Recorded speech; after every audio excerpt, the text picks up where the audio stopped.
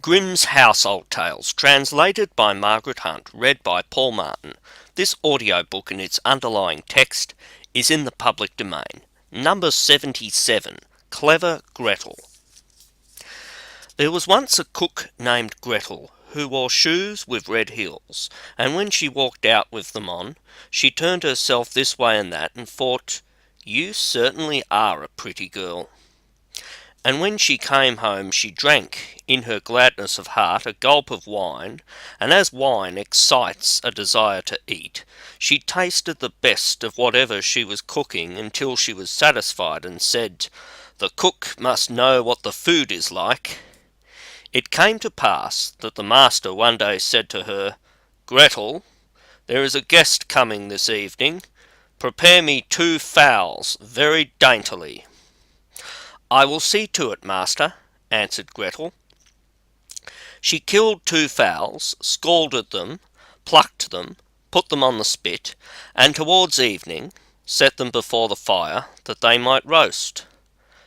The fowls began to turn brown and were nearly ready, but the guest had not yet arrived. Then Gretel called out to her master, "If the guest does not come, I must take the fowls away from the fire, but it will be a sin and a shame if they are not eaten directly when they are juiciest." The master said, "I will run myself and fetch the guest." When the master had turned his back, Gretel laid the spit with the fowls on one side and thought, standing so long by the fire, there makes one hot and thirsty. Who knows when they will come? Meanwhile, I will run into the cellar and take a drink. She ran down, took a jug, said, "God bless it to your use, Gretel," and took a good drink, and took yet another hearty drink.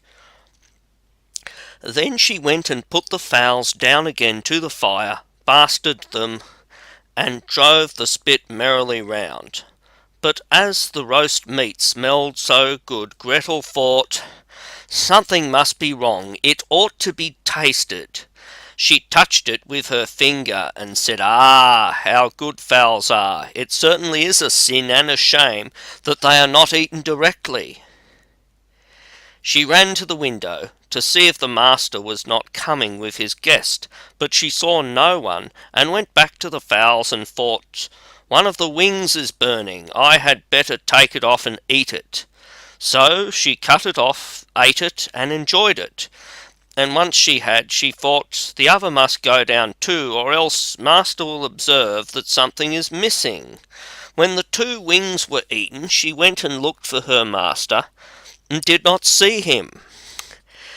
It suddenly occurred to her, who knows? They are perhaps not coming at all, and have turned in somewhere. Then she said, "Hello, Gretel. Enjoy yourself. 1 fowl has been cut into. Take another drink, and eat it up entirely. When it is eaten, you will have some peace. Why should God's good gifts be spoiled?" So she ran into the cellar again, took an enormous drink, and ate up the 1 chicken in great glee. When one of the chickens was swallowed down, and still her master did not come, Gretel looked at the other and said, "Where one is, the other should be likewise. The 2 go together. What's right for the one is right for the other. I think if I were to take another drink, it would do me no harm." So she took another hearty drink, and let the 2nd chicken rejoin the first. While she was just in the best of the eating, her master came and cried, "Hurry up, Gretel, the guest is coming directly after me." "Yes, sir, I will soon serve up," answered Gretel. Meanwhile the master looked to see that the table was properly laid, and took the great knife with which he was going to carve the chickens, and sharpened it on the steps. Presently the guest came and knocked politely and courteously at the door. Gretel ran and looked to see who was there, and when she saw the guest, she put her finger to her lips and said, "Hush, hush!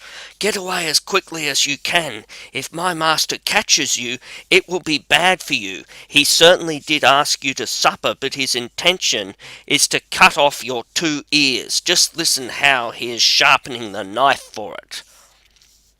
The guest heard the sharpening and hurried down the steps again as fast as he could. Gretel was not idle. She ran screaming to her master and cried, "You have invited a fine guest." "Eh?